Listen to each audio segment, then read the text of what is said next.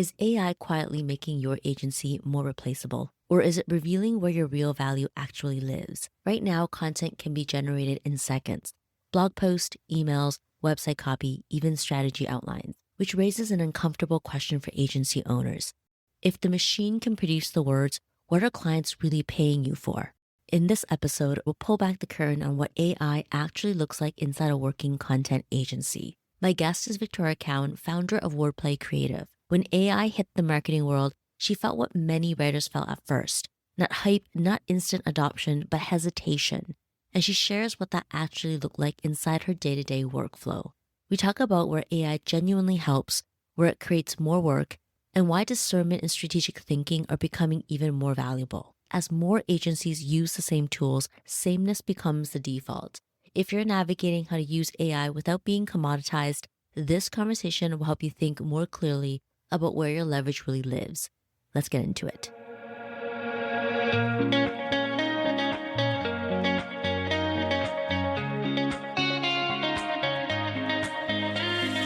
Welcome to the Small But Mighty Agency podcast. If you want to grow an agency to 7 figures and beyond without working more hours in your business, you're in the right place.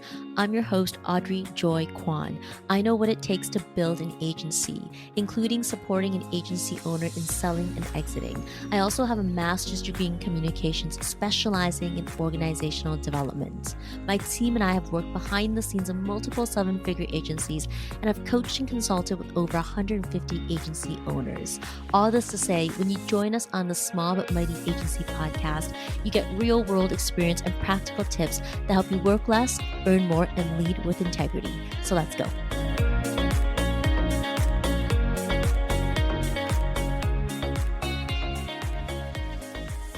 Hey friends, today we're pulling back the curtain on one of the biggest shifts happening in content right now: AI.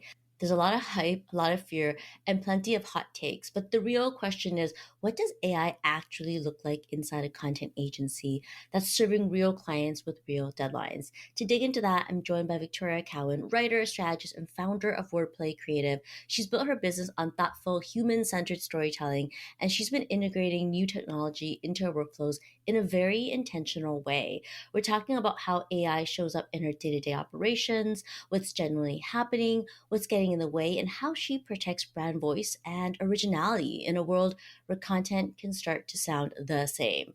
We'll also get into what businesses should be thinking about before they jump into AI for content, so use it wisely. If you're curious about how to evolve your content without losing that human touch, this is a grounded, honest look at what's really happening inside an agency. Victoria, welcome to the show. Thank you so much for having me, Audrey. And what a wonderful introduction. I'm excited to be part of this conversation. Oh my goodness. I can't wait to dig into our topic here. But before we do that, let's learn a little bit about you. Now, I know you don't really have a linear career path. You have a very diverse background. How has that diverse background shaped the way you think about content and storytelling today? Well, you hit the nail on the head. I've had a very nonlinear career path. I've been working, since I was 15 years old in retail, customer service, and hospitality. I guess I won't reveal how old I am now, but let's just say it's been a couple decades before getting started in academia as an up and coming young scholar focusing on more niche topics like Indigenous literature and critical theory. And then after leaving school, I had a hard time getting a job in my field, which actually ended up leading me to get referred to a company called Shopify. I'm sure most of us are familiar with Shopify at this point. And that sort of exposed me to the world of digital marketing for the first time. It wasn't something I'd considered. So, how this sort of very nonlinear career path has impacted how I think about content and marketing now, I see myself as like a writer and a researcher first and a marketer second. Or if you think about T-shaped skills, I have a very broad, like the top of the T skill set in marketing, but my depth is really like the bottom of the T is in content, copywriting, storytelling, thinking about search engine optimization, which I'm sure we'll get into because it's called a couple different things now. And I think for me, because of my unique background and orientation across a bunch of different industries, I'm really committed to quality. I'm committed to consistency, cohesion, all things that are really important when you're thinking about marketing across different channels. And I like to think I can sometimes see what other people can't see because I'm not so like narrowly focused on a single industry. Helps me pull back the curtain a little bit and think cross functionally as well as with depth. Hopefully that makes sense. Yeah. It's still something that I'm figuring out every day I run my business, but I feel very fortunate to have such a diverse background, even though sometimes it doesn't even make sense to me. It sounds like you've got multiple different layers that you draw in. You have academia, you've worked for Shopify, now you own your own business. And I think all those things layer in to help us see things differently, not just in our business, but also what's happening out there in our world right now, whether it's the economy or whether it's technology. And I think technology is really what we're getting into today. But before we get into this conversation about AI, paint the picture for us. What does Wordplay Creative do and who do you serve? Wordplay Creative primarily works with small and mid-sized businesses with complex, technical, or slightly nuanced products or services. Trust and credibility and education are the utmost priorities for these clients. And so they are looking for a team of content writers and really thinking partners to help them execute or translate the knowledge that they have and execute that into understandable, accessible marketing assets that their audience immediately understands, no matter how specialized they are. So it's great that you asked the question about academia, because I think that me saying all this only makes sense in like context of the research background that I have. I've always swam in complex subject matter, nuanced, technical, maybe slightly sensitive, maybe emotionally sensitive. And so when I think about who we serve, it really comes back to those core principles that I learned in academia, that I learned throughout my sales and customer service career, but now brought to bear in these sorts of types of clients. So it's not a specific industry. I wish I've struggled with that since founding my business. Why don't I have a niche? I think the niche is more so the type of problem or the perceived complexity and the moment that the company is at in their growth. Yeah.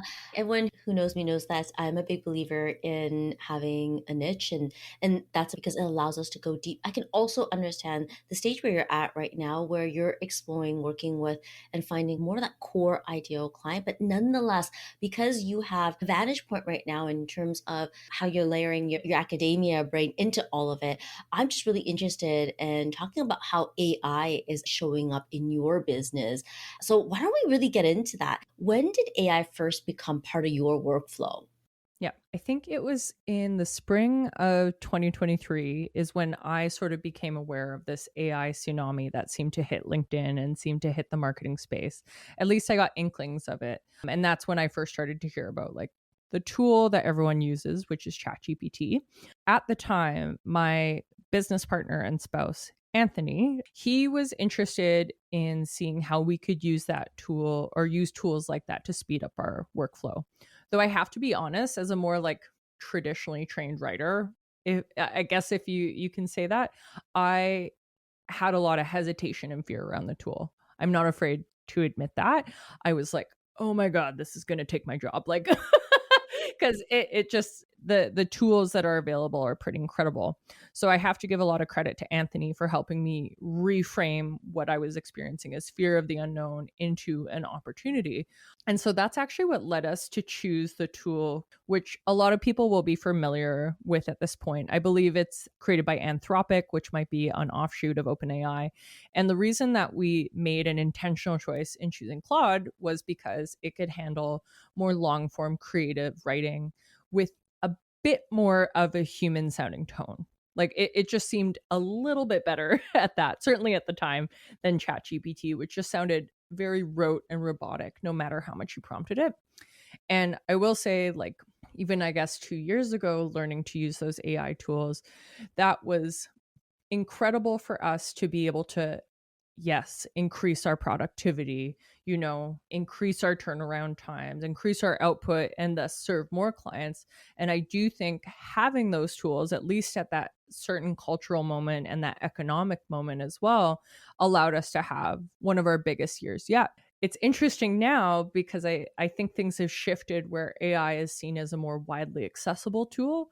And as a result, I see writing or content writing, copywriting as maybe increasingly commoditized, or it's something that is accessible to many people to do. And I don't disagree with that, but I still think there's room for us human writers. You mentioned that, of course, in the beginning, when you were looking at AI, you had this fear. Like before you ever even jumped into all these tools, there was this fear. And I think it's really important to acknowledge that because I think I looked at it and thought, wow, this is exciting. But on the opposite side of the coin, yeah, there was that fear as well, too. I think, especially if you were a writer and if you were a person that was developing content, I could see in those first years when AI came out, there was this huge thought in the copywriting world that, oh wow, AI might just get rid of all copywriters Yep. in general, but we didn't see that happen.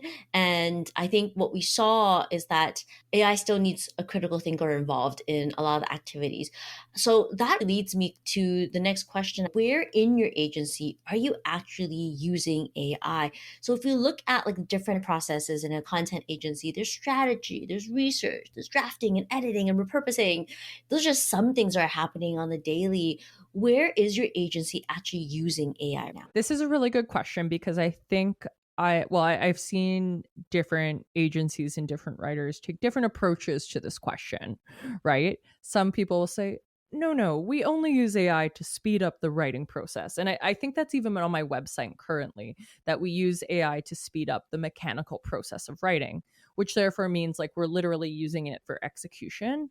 But that's not because we're not good at our jobs, right? I think there's still this fear that a lot of us in copywriting and content writing have, where if we too openly talk about our use of AI tools, it's almost like we're inviting our clients to replace us.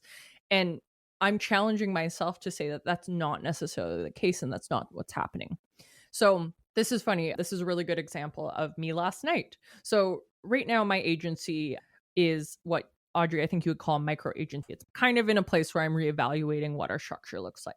So last night, because I can't always talk to Anthony about every single thing I'm thinking about in terms of our positioning, I was like, you know what? I pay for Claude. Why don't I go get some feedback on from Claude on my positioning? And I was just like having a conversation with it, and I was explaining where I was coming from in terms of literally, ironically, positioning my business vis-a-vis AI, right? Because like even though to your point you had said correctly that we haven't eliminated copywriters, I would also be remiss to say that AI hasn't impacted the industry. And I don't want to meditate on that too much. I like certainly there are a lot of writers, and I do think sometimes I wonder if I'm one of them that feels like, oh well, we're getting fewer leads, fewer inquiries, our pipeline slower. Certainly the economy doesn't help with that. But I think nonetheless, if we blame AI, like AI is the reason that my business isn't doing well, we've sort of disempowered ourselves. So that's part of why I was like, well, let me access this tool and see if it can give me even one nugget of wisdom. Because and within that, I felt like through the conversation I was able to have with the tool, I felt reinvigorated about our unique positioning in terms of the more sort of complex, technical, nuanced clients we serve, where trust and education is at the forefront. Therefore, long form written content is still important to them. The fact that we build long-term relationships in a non-transactional way. Those were some of the things that I was able to like surface with the tool, where for myself as an entrepreneur, I'm so close to it all the time. That is one of my biggest challenges as an entrepreneur. Even though I'm so good at doing these things for other people, I often don't have the objectivity within my own business. So I was able to sort of hold up the mirror. So I will say, yes, AI is actively helping me develop our own brand strategy and helping me do our website copy. Not because I can't copyright. I've written a lot of websites raw, if you will, or like unassisted, even though I'm still using things like maybe there's a spelling checker, or I like checking readability levels with like the Hemingway app, things like that. There's always been these tools. So in a way, this is just the latest iteration of tools that help assist the writing process. There's a brainstorm element that you're using it for, which is like research. And it confirmed a couple of things that you kind of already saw and knew. But at the same time, I think what's really important and what I see for myself as well, and what I know of LLM models like ChatGPT, for example, it is more prone to tell you what you want to hear. So there's an element of that inside the LLMs. And I think one of the key things that we have to remember that is required when we are thinking about using AI is the word discernment. So Ooh, yes. we as human beings have discernment. When I look at AI in any industry, and in particular in writing and content development, I think humans can't be deleted or removed from the process because there's an area of discernment that is still required by us. Because at the end of the day, AI still defaults, or I should say LLMs still default, especially things like ChatGPT and Claude, they default to telling you what you want to hear. That's been my experience. Yeah. I want to start by saying you brought up a really good point about sort of confirmation bias and the echo chambers that large language models can operate within, and we've seen that in the news, how when take it can be taken to dangerous consequences. I guess I know those are headlines, but I think we can understand that if used in a certain way, these tools, which are in theory maybe neutral tools, can become quite negative. I'm very grateful for my education. So my background in research, critical thinking, editorial discernment. I love that you said that. My friend Pamela Wilton, who's also a writer, she said the one thing that we're lacking right now is editorial discernment. And I just like I almost went outside and just screamed. I was like, yes, like, because even though the writing process has been made available to more people, we've like democratized writing, discernment is something that we are lacking, or we're seeing it fewer and further between. So for me, I think like I feel very fortunate that I already have like a working infrastructure, a working sense of discernments, writing skills, critical thinking skills, so that like when I massage or prompt AI, I know I know what the standard is. I as arrogant as this sounds, like I have the taste level, so I know what it needs to look like and where it needs to go. And that comes from, like over a decade of experience as a writer, but then also like my 2 degrees in English and my 5 years running a business. And so like I'm positioned, I think, to really get the most out of the tool. And I'm still only scratching the surface. Where I have a lot of empathy for marketers in more junior positions, maybe even younger people yet, like who haven't even entered their career, where they're using these tools, but because they don't actually know what works in the real world, or they don't have that experience and they haven't developed that taste level, they're kind of just like shooting in the dark, I guess. And they're not able to recognize when they might be getting into an unhelpful feedback loop, if that makes sense. That absolutely makes sense. And I love that you've brought this up. I think that being in the industry for a long time isn't a bad thing. Like, I've been in the agency industry for 25 years, and you see and experience things that gives you discernment and critical thinking. And with those experiences, when you're using an LLM and you're prompting it, you're making better decisions. You're not going down a rabbit hole. I can see LLMs taking someone like you mentioned, maybe in their younger years and may have less experience and may think and see the tool like the end all answer to the challenge at hand, Yeah. that they might be going down certain rabbit holes that experience has taught you doesn't work. Yeah. That's the one thing with AI you can't teach it to do, is to give someone that life experience, because there are nuances in how we approach problems, and those nuances are difficult right now for the LLMs to capture. And there is a ton of value in senior leadership, especially in the tech world. There is ageism that exists. Yeah. So the belief the younger you are, you can use technology better. And I'm not saying that isn't the case with young people being able to use technology better. Yeah. But I think right now we're looking at with LLMs, it's not just about using the technology better, because you can upskill someone in how to use the technology better, but you cannot upskill someone in life experience. And rather than canceling out certain modes of work, it's actually bringing out the need for types of work, like we're talking about here. I couldn't agree with this more. And like what you said about the ability to make better decisions is 100% accurate, because I can use AI to generate 10 headlines, 20 headlines, 30 headlines. But unless I know, like, psychologically what's going to work, if I'm also thinking about UX, I'm thinking about reading level and readability, how could I ever pick? Using AI sometimes exhausts my brain even faster than not using AI. And also, something, this is a bit of a rabbit trail, but sometimes AI just gives you too much. Like, it just quite simply gives you too much material. It creates more work instead of solving. I think that's what you're pointing to. Yes, it exhausts my mental resources trying to parse through it and like edit and think critically about like thousands of words. But to your point, I do think younger people, it's a double-edged sword. Like, more than ever, people can learn the skills to be in these industries, to be a top-notch copywriter, to be a content writer. Like, the skills are available, like the models are available. Like, I can go on AI and have it call the most successful examples of, let's say, website copy in the last 100 years, and it'll bring up certain writers, and I'll say, well, I want you to write like that person, right? So in a way, there's like more access to knowledge and skills than ever before.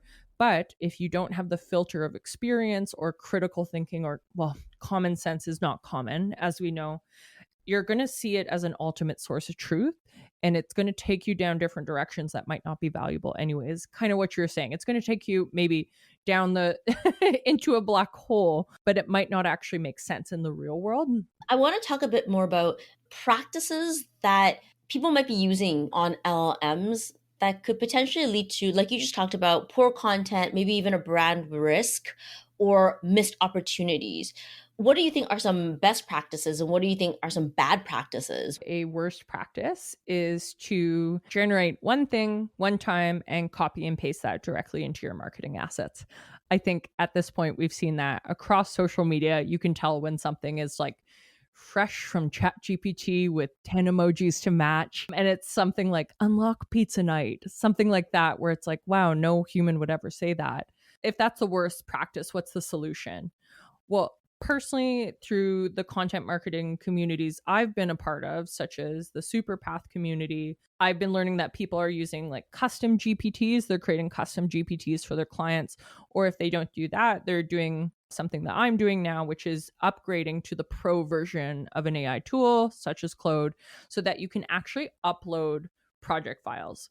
So that would look like maybe your writing guidelines, your voice and tone guidelines, examples of writing that you think are really strong and really on brand, or even like information sheets about your products. To me, this seems like so obvious, but I'm realizing that because the free versions of these tools are available, people aren't realizing that if they upgrade when they are going to use the tools, that they're creating something that's on brand. I think tone of voice is becoming such an important differentiator, because everything is starting to sound the same, which is, in marketing, that's you don't want to sound the same as everyone else. You especially don't want to sound the same as your competitors. But newsflash, you and your competitors are using the same tools to try and differentiate yourselves. But I think tone of voice is becoming even more important. And I think you touched on that in the beginning too. A lot of businesses spend a lot of time trying to sound professional. That type of tone is sounding all the same. And where things are leaning more towards is more of that casualness. What really works right now is understanding, how do you really show up online as yourself? How would you sound like? What are the words that you would say? I think what's hitting right now is finding a very unique voice, not trying to lean into what you should sound like as a business. And I want to speak on custom GPTs. There are a lot of agencies right now who are using custom GPTs. Yeah. Some of the things we're doing with the agencies we're working with is helping them build out custom GPTs per client. Now there's transparency there, and that's what I actually want to bring up. Transparency is so important. If you're using a custom GPT and you're an agency and you're building out one that's going to help you support a client, it's so important to be transparent about that decision. And it's so important to let your client know that this is why you're doing it. And in addition to that, it's also important to make sure that you're not inputting sensitive information. Yeah, Yeah, IP. IP into GPTs. So I just want to touch base on that because I do think custom GPTs are where it's at right now. If you want to help your clients sound like themselves, be more unique, and get something that's a lot more customized, but at the same time, the two elements that must be present for transparency, letting the client know, hey, we're using a GPT, and second, conversations about what is IP, what does go into it, and what doesn't. That is such a good point, because I think now, like, if I was to talk about what does like a modern workflow look like at not just a content writing agency or copywriting agency, but marketing agencies more broadly, I think most across the board would have like custom GPTs per client, or like at least projects set up within their AI tool per client. I don't think that's incorrect to say. Nonetheless, I think there has been a gap between adoption of those tools and then actually speaking about them and talking about them, even on the level of like our contracts, right? That is something that is now coming into the conversation, where it's in your best interest to actually, on the level of your services agreement, to talk about AI. And then that's a point of education for the client too, because I do think there's a lot of fear that, like, if we upload sensitive material or intellectual property, that somehow that becomes like available across the interwebs. Mhm. I think depending on the level of tool that you have, like that you've invested in, the privacy is a bit more airtight. I Mhm. could be wrong there, and that's definitely something I'll want to look up after this call.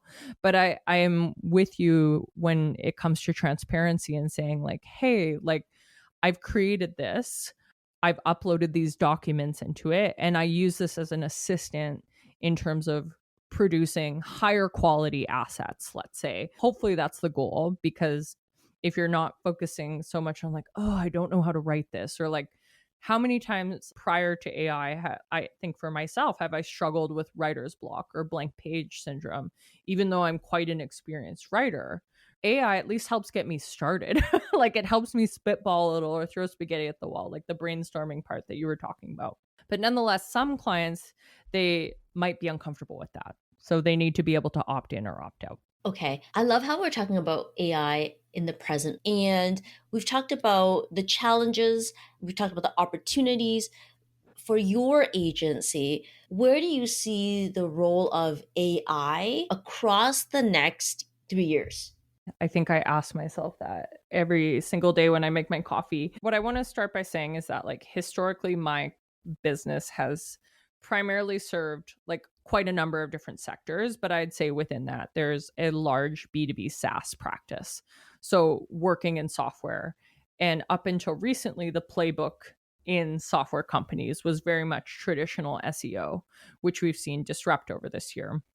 Also, unfortunately, we've seen a number of layoffs over the past number of years in tech, usually starting with marketers. So there is an amazing amount of talent, freelance talent, that's flooded the marketplace, that's made content writing, I would say, and copywriting for B2B SaaS much more competitive.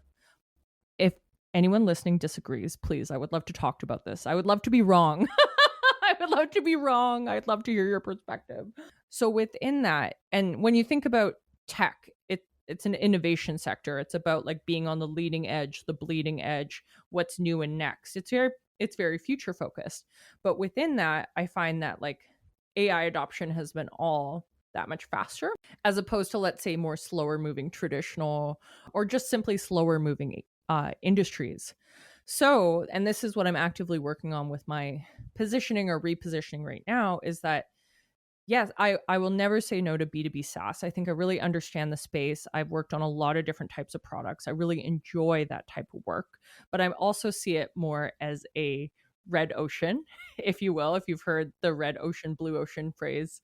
And so if I'm looking at blue oceans, I'm looking for companies that, despite AI, like in spite of AI, they really value human expertise, human discernment, critical thinking, and the ability to take something nuanced and complex and translate it into something that their somewhat niche or specialized audience would understand, whether that's like an import export car business from the US to Canada, or that's a construction analytics firm, or it's a biochar company. Like, that's sort of what I'm focusing on. And so within that, it's the relationship that really matters. So relationship first, which is always how I've done my business, but I'm seeing that as being even more important.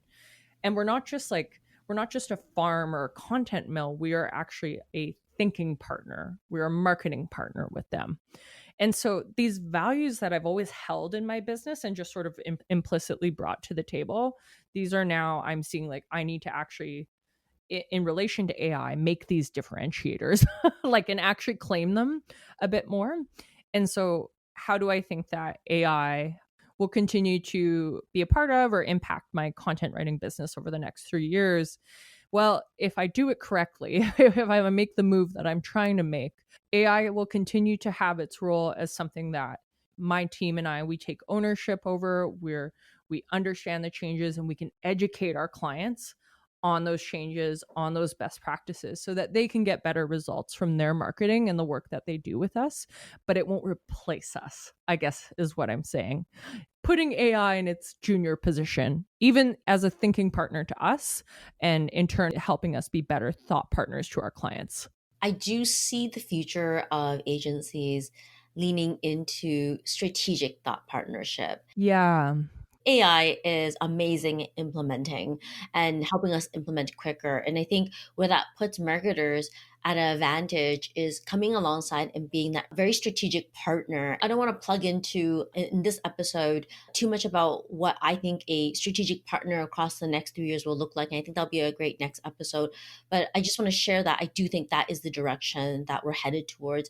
People who are hiring agencies are not looking for someone who comes in and says, I can do the work. No, they're looking for someone who can come in and see around the corner and share with them what they think is coming down the pipeline in their industry. I do agree with you that the thought partner piece is huge. So I want to wrap up. And before I do that, tell everyone where they can find you online. So the best places currently are LinkedIn. So you can find me personally if you search my name. I try to post consistently about topics that Audrey and I have touched on today.